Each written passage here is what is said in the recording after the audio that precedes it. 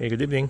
I-update ko lang po kayo rito sa may Suzuki Jimny natin. So kahapon nagbiyahe sila sa Nueva Vizcaya, na tumbok po sila ng Elf.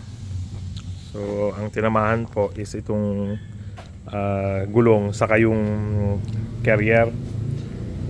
So ito po yung damage. So na misalign yung mga itong bolt holes dito sa ibabaw, medyo okay pa, pero ang talagang impact po is itong sa ilalim, yung pitpit niya.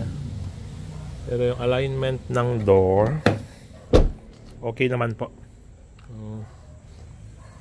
So far so good yung alignment. So talagang ito po ang tinamaan itong area na to.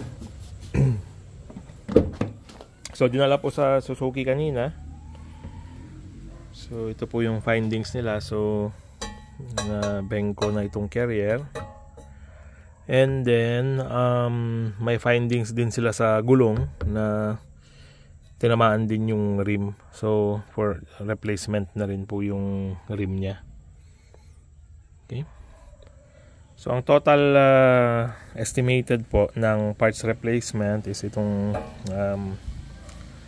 carrier and yung ibang mga papalitan pang pyesa. So umabot po ng 11,000 ang estimate, plus 3,000 ang labor.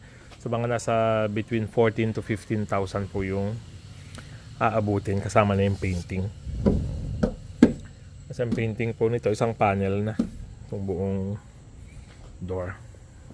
Okay, so nagkamali daw po yung driver, siguro sa pagod na rin po, imbes na preno yung naapakan, naapakan niya yung silinyador, so lalong lumakas yung impact. Pero salamat sa Diyos at walang nasaktan sa kanila. And then sa Elf, lumubog yung sa harap niya.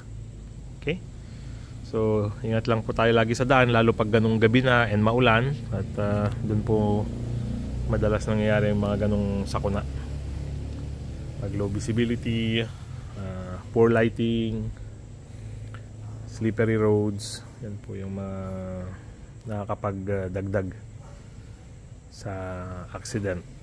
Okay? Salamat po. Ingat po lagi.